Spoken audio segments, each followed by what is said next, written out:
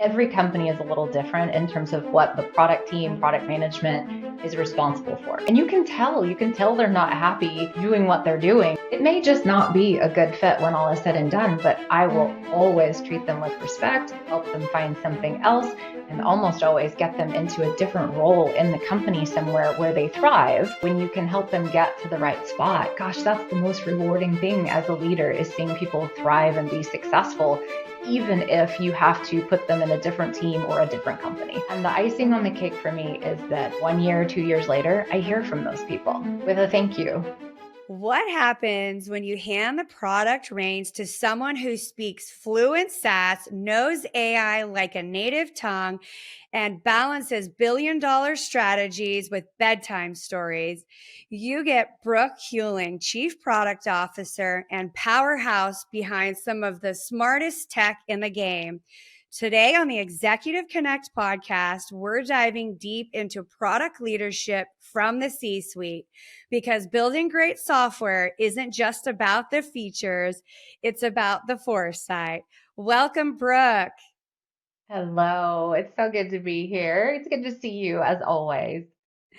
Brooke, you've led product in some of the most complex and innovative space in tech and are a powerhouse. What drew you to product? And talk to us a little bit about how your journey has evolved in the executive seat. Yeah, great question. I will say I was very lucky about 20 years ago. Someone saw something in me that I hadn't quite figured out myself yet. And as I was coming out of accounting jobs right out of college, got into some software customer engineering roles, fixing accounting databases nonetheless. She tapped me on the shoulder and said, I think you might like it in product. You should come join us. So to this day, I owe Bonnie, she knows who she is, a lot of gratitude, as she recruited me into the profession, and I very quickly fell in love. And since then, I have climbed the product ladder as a product manager in waterfall days. Yes, I'm that old. And then on to Agile and Scrum and all of the other things. Since then, safe, love it or list it, I'm still not sure. But here we are today as a product executive, and I would not trade this career track for the world. It has been a great profession, and I have been blessed and honored to work with a lot of amazing people over the years. I love it. So, needless to say, you have seen it all. And I'm interested to get your perception about where we're going, but we'll leave that to a little later. Now, how does, when I think of product, I think about a lot of different things outside of just the actual product. I mean, you have to build the vision, you have to execute.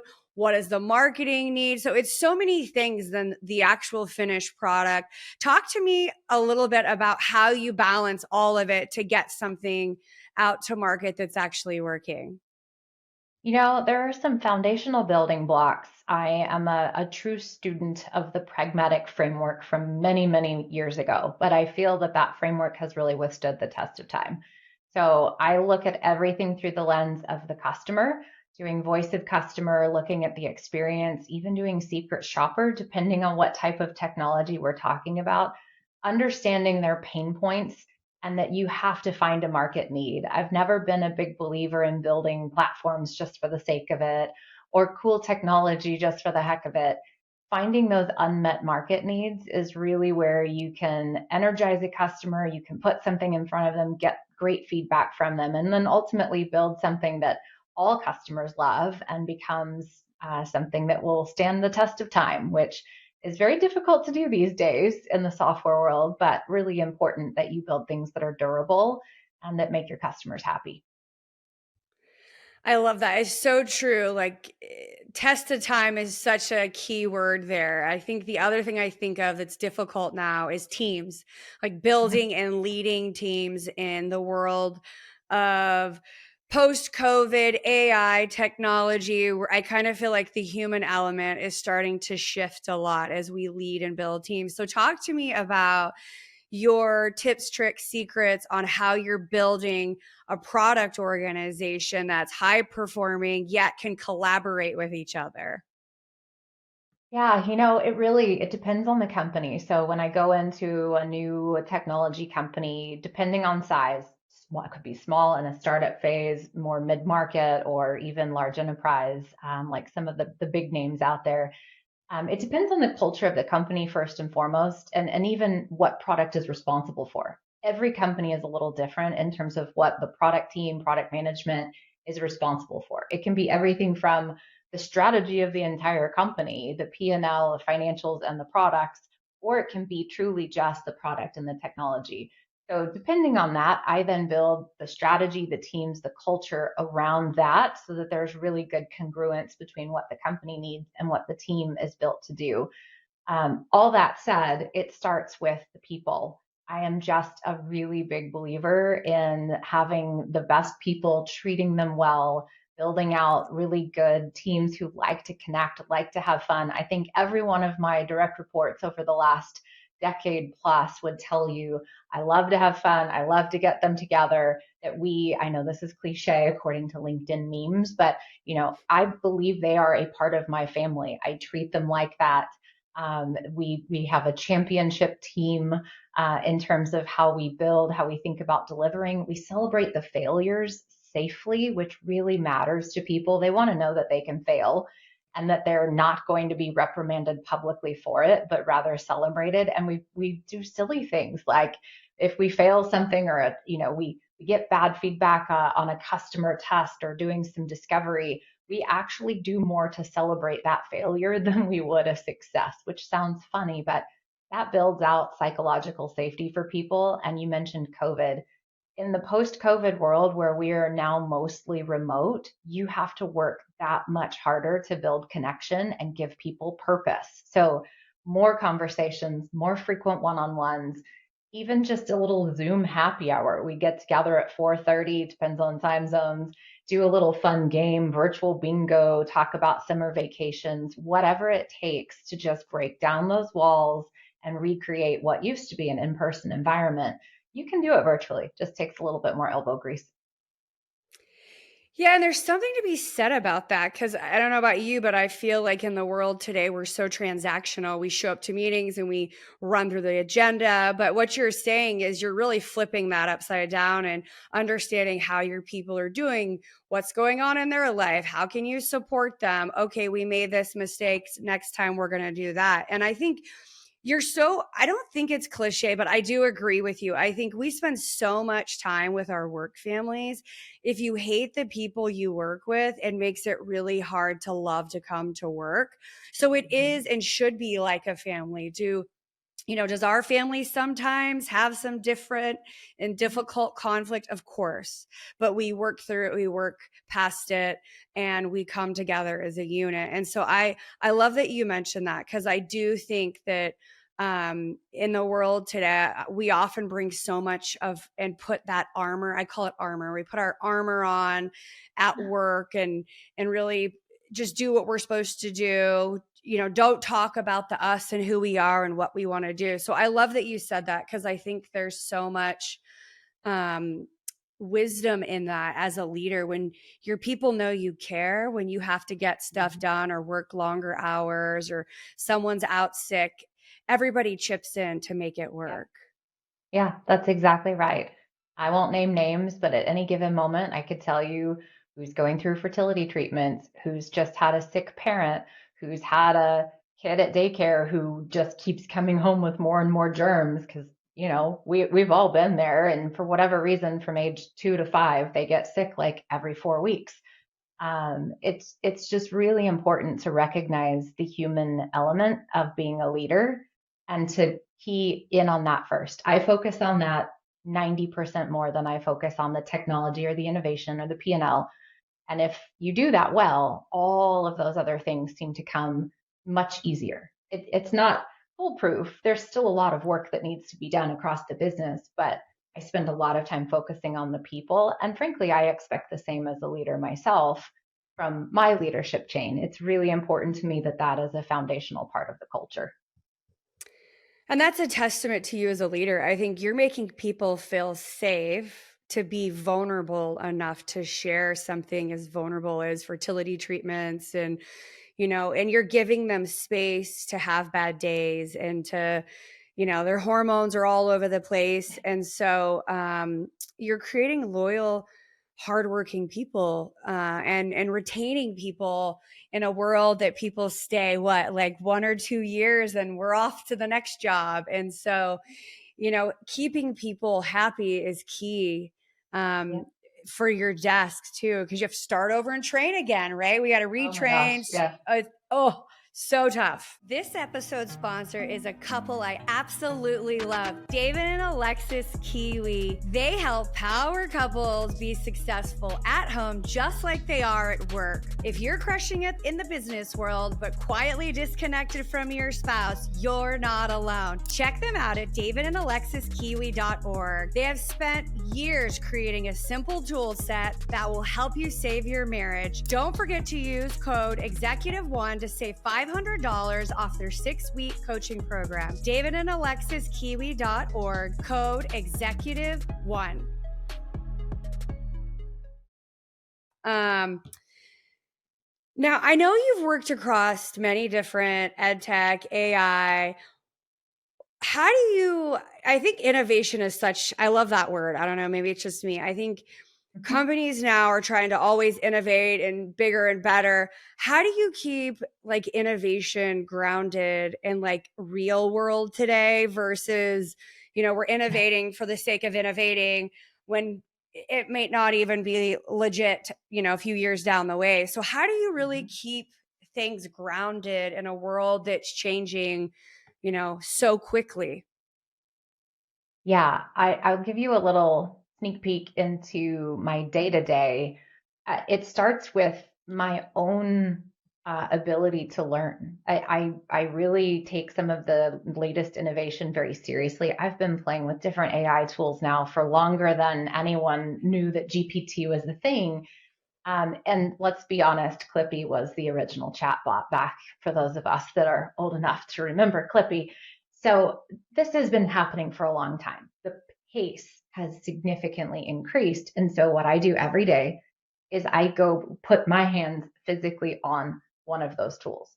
How in the world could my customers adopt this technology? How could I possibly have empathy for the position they're in, running their business? I mean, I deal with the largest of the large Fortune 100 customers, but I also have some of the smallest nonprofits and higher education institutions and others.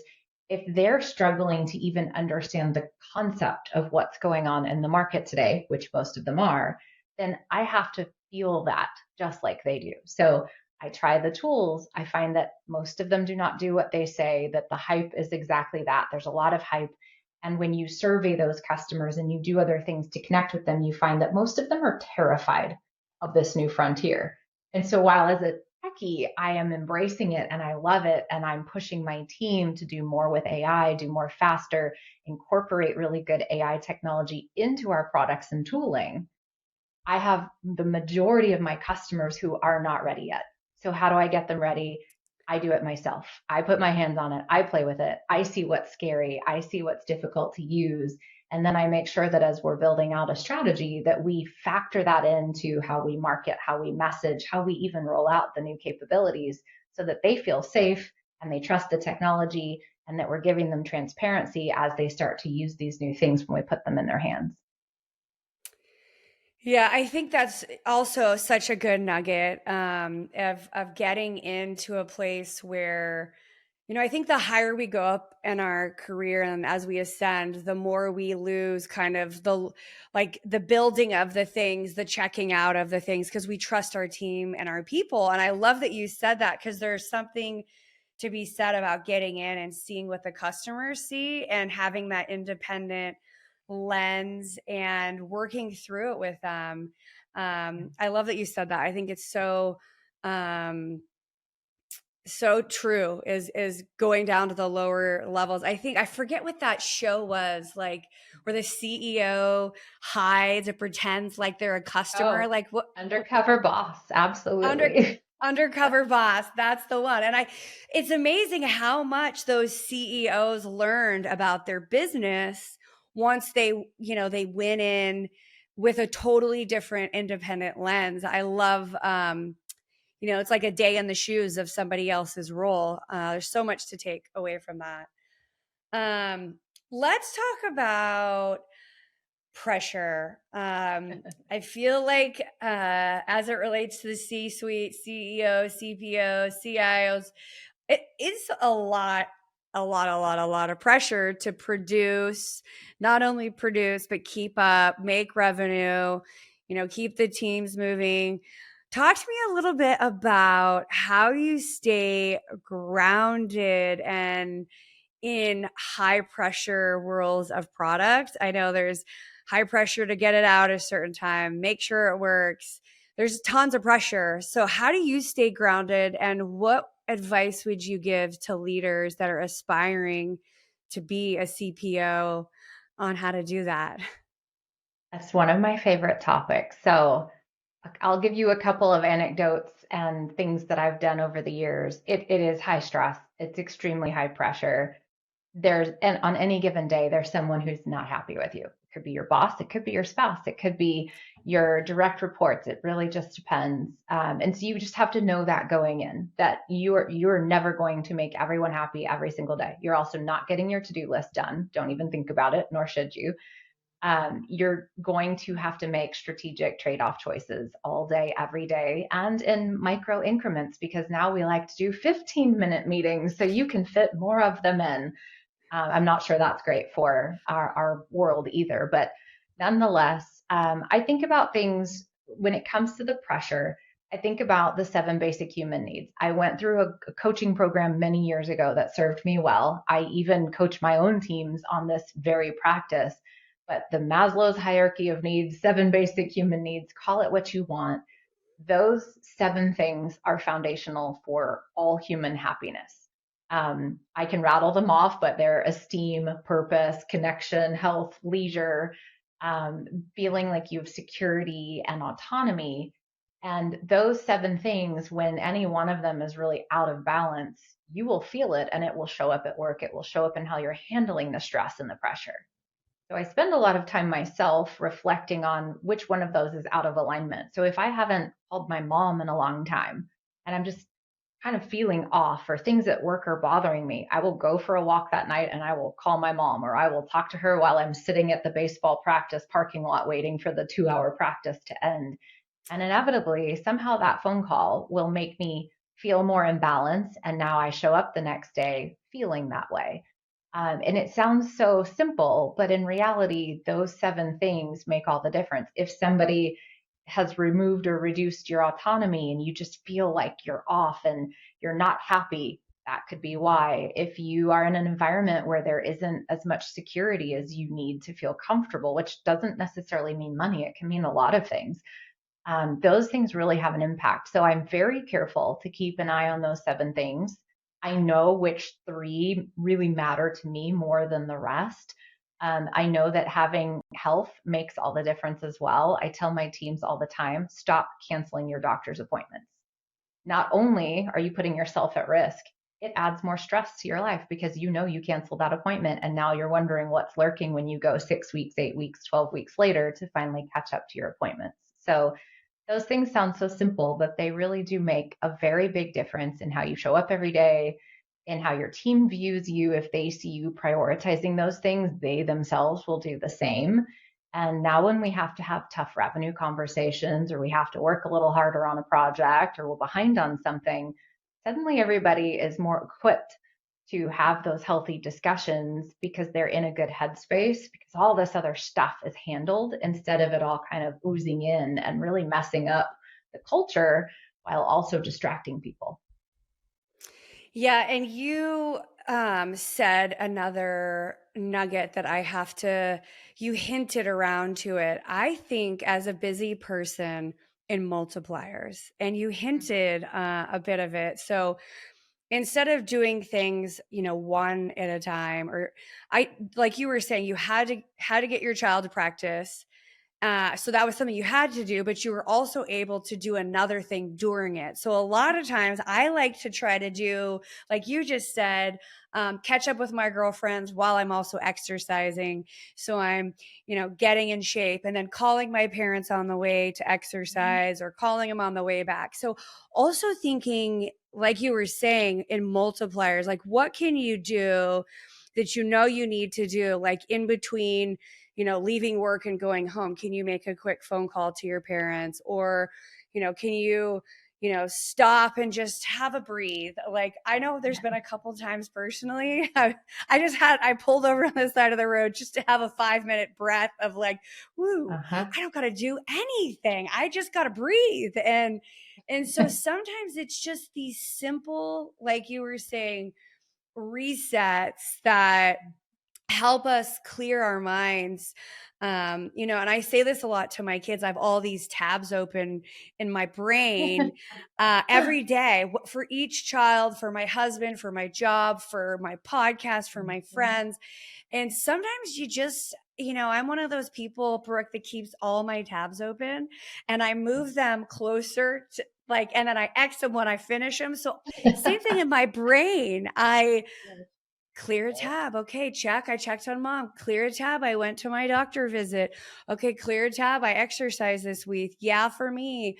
So I think I love what you said on, making sure you're doing and taking care of yourself, because at one point we're either going to take accountability for that, or it's going to be served up in a different capacity via a bad doctor report card Mhm. or whatever else is happening. And you're so right, because we're starting to see people in their 40s have heart attacks, Yeah. and and younger, much much younger, have cancer. And so you're spot on about, putting on that mask, taking care of yourself, getting grounded in the you before you, serve your family and your jobs. And so I love that you brought that up. I think it's so so important. The other thing I'm curious to get your perspective, another two words that I'm loving right now is being authentic, Mhm. and finding a job that really fills you. Kind of the seven um, points of Maslow's is like finding what drives you, Mhm. fuels you, speaks to your heart. So, kind of the B part of that question, having leaders show up authentic and grounded in purpose. Would like to get kind of your thoughts on how to show up like that in the world today.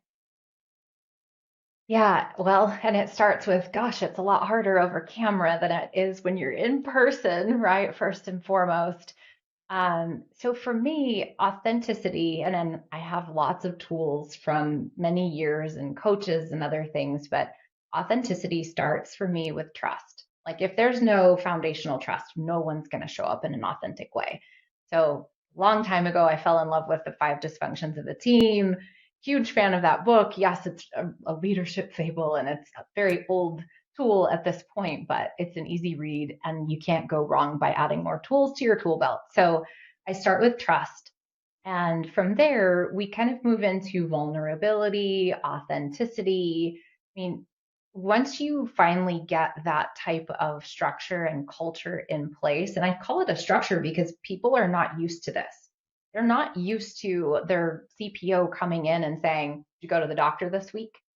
Or how's the kid that just had pink eye at daycare? Like they're just not used to that. So there is a bit of a like adoption phase and a structure, forming, storming, norming, if you will.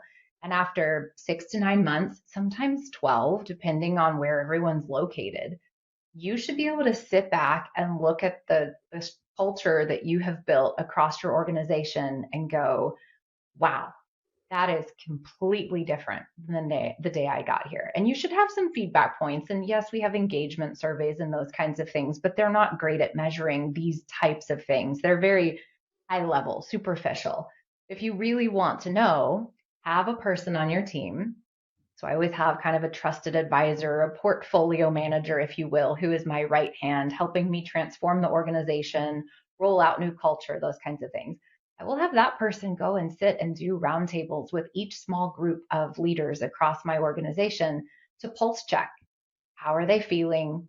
Are is the authenticity there? Are they able to feel vulnerable? Can we have healthy debate? And if any of those are off, they talk about it, they ideate on how to fix it, they bring that back to myself, my other leaders, and we immediately figure out what we're going to do about it. So there's this really fast cadence of, it's never, you're never going to roll things out perfectly.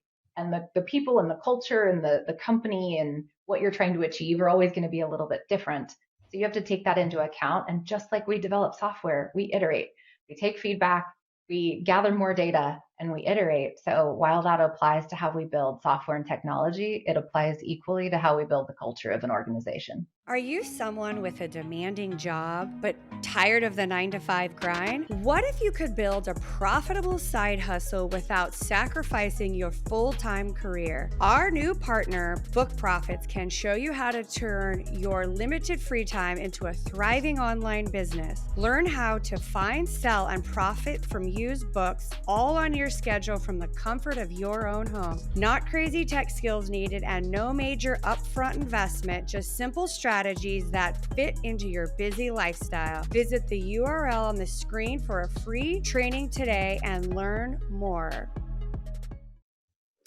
And I love that you said that, because I think iteration is the sweet part of it, right? Like if you have an employee that's a bad influence on the team, that one employee can bring down the entire morale of the entire team. And I've been through this multiple times in my, 20 something years managing people. And so it's really important to iterate to figure out what is actually going on. And sometimes, like you said, you can't get through, then you got to try a different way. You got to keep trying and trying and trying. And I think that's the right word, iterate, because you feel like you're hitting this wall. Like, I feel like I'm doing all the right things. I'm showing up as a leader.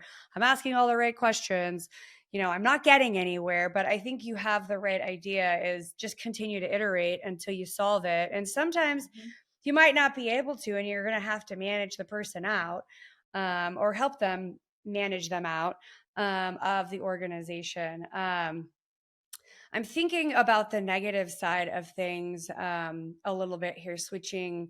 When you have that, negative, difficult employee that's slowing production down, slowing morale, like how do you work through that in product? Like, do you see that? Like, how do you? Mhm. I have to imagine one bad egg can ruin the entire batch of cookies. That is true. I would say more often than not, I find people are in the wrong role. Where, like, when push comes to shove, like, they're, they're almost always, like, I could say 99% of the time, I'm sure there's an exception. People mean well, they're trying their hardest, they're just in the wrong role. And product is not for the faint of heart. It is a grind for sure. It's hard to stay on top of technology. You've got a lot of customers. You love your customers, but man, are they demanding. You're making everyone else in the company happy. If you're not hitting your numbers, it's because of product. If you're not hitting your marketing targets, it's because of product. If customer support volume is going through the roof, oh, it's because of product. I mean, you name it. Everyone can kind of pin the tail on the product donkey, if you will. But you've got to be able to like shoulder that and recognize that that is a great honor and a great responsibility to be able to have that kind of impact on a company. And for some people, they're up for the challenge, but for others, and for me as a leader, I can spot pretty quickly the ones who they're trying so hard. They're just in the wrong role. It could be the wrong product. So sometimes it's just they're on a product that's not right for their skill set. Sometimes it's, gosh, we put them in a product manager role, but they are a darn good product owner. They love working with engineering. They don't want to be on the road talking to customers every single day for whatever reason. And then sometimes it's just not a good cultural fit with the transformation and the things that I come into these companies to do. It may just not be a good fit when all is said and done, but I will always treat them with respect, help them find something else, and almost always get them into a different role in the company somewhere where they thrive. And the icing on the cake for me is that 1 year, 2 years later, I hear from those people with a thank you. I didn't realize, I didn't know, I'm so much happier. And you can tell they're not happy doing what they're doing. But when you can help them get to the right spot, gosh, that's the most rewarding thing as a leader, is seeing people thrive and be successful, even if you have to put them in a different team or a different company. I love it. So well said. All right, looking back at your career, any advice for young Brooke that you would have given her back in the day as you were scaling the industries, moving up, in all the positions? Oh my gosh. Yeah. So many things. Some of which require a glass or a bottle of wine, perhaps. But, you know, I candidly call myself lovingly a recovering perfectionist, right? Was raised sort of that way, and through school and various circumstances, you kind of become, and I think maybe even a lot of women feel this way, you become this sort of perfectionist mindset. Everything has to be perfect. Well, I would tell my younger self, knock it off. Perfection is the enemy of good enough. I probably could have moved a lot of things a lot faster if I had let go of that earlier in my career. There was a window of time where I had become a manager. I was a very young manager, in terms of both career and just being green in general. And now I'm responsible for other humans and their careers. I did not understand or appreciate the significance of that and the amount of training and learning and things that you need to go do. There's no handbook that comes with the job title. You have to go seek that out. And so there are a lot of things I would do differently, but at the same time, every one of those things led to something that led to something else. And I did ultimately get the learning and the training and the coaching and the tools and all of that. And maybe those wouldn't have happened had I not gone through it the hard way. My mother would tell you I learned everything the hard way. So this has been no exception. But like I said at the beginning, I wouldn't trade the profession or the career track for the world. It has been hard. I'm very lucky to have a spouse that supports me in the endeavor, as I support him in his career track. And the kids are very understanding. And I've had a lot of great mentors and coaches over the years who have made all the difference. And then my final, I don't know, tip for myself would be form that network of people like Melissa. You and I met many years ago, and again at Chief, having other inspirational women and people and leaders around you, where when you go sit down at dinner with them or catch up over a coffee, you leave feeling inspired. You need that. That's what keeps the wind in your sails. You realize you're not alone. The fact is, the higher you climb, the lonelier it gets. There are people that are out for you. They're not going to give you the credit. They, for whatever reason, you'll never know why. It doesn't matter. You need your support system to keep the wind in your sails for those tough days. So I would have, if I had known better, I would have found those circles maybe a little sooner, but I'm very grateful to have them now. Yeah, it's funny. I was just thinking about the perfectionist, or talking about the perfectionist. I think it was when I became a mother. My children were actually the ones that helped me with my perfectionist tendencies because Oh gosh. at some point you're like, this is good enough. This is good Yeah. enough. And then One you shoe, practice. good enough. Great. They don't match, whatever. You got clothes on. So I give my kids the credit for the perfectionist, me being a recovering perfectionist, similar to you. But I think you're spot on. Like, I'm so glad you brought that up as well, is building community before you need it. And that's the one thing that I think I hear a lot.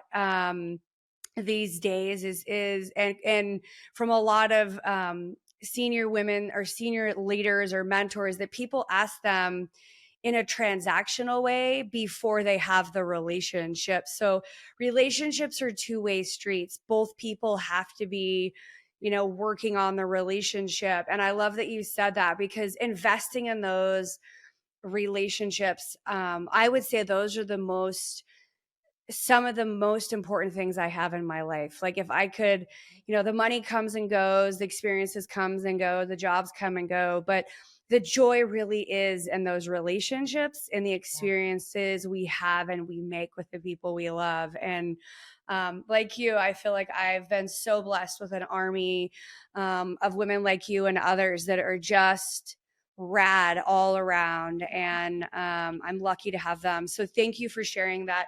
Any final thoughts or anything that we didn't hit on that you want to leave with our listeners? Oh gosh, my final thought for anyone who's watching this and is a leader or wants to someday get into a leadership role, mentor someone, start now, pay it forward. When you see someone that you think has, something special and they just need an opportunity, give them the opportunity. That will also come forward to you at some point as well on your career track. And the world is really absent of great leaders. There are not enough people out there who truly care about being a good leader and a good human and paying it forward. And so many years ago, I made it my mission to be the opposite of that. And it's a work in progress, and it will be until the day that I retire. But until then, I hope to keep making an impact. And like I said before, the numbers follow, the profit follows, the wins follow. Everything, though, starts with the team and the people. I love it. Brooke, thank you so much for being here and sharing your knowledge with our listeners. What is the best way they can connect with you? Where can they find you if they have additional questions? Yeah, LinkedIn would be great. You can find me there at Brooke Huling. Happy to chat. If you're in Austin, let's grab coffee or wine. It's always nice to meet other like-minded folks in the technology space, and I'm always happy to talk about AI and all of the fun tech stuff too. But I would be happy to come back, Melissa, and spend more time with you in the future. And I wish you all the best as well. Thank you so much, Brooke. That's the Executive Connect podcast.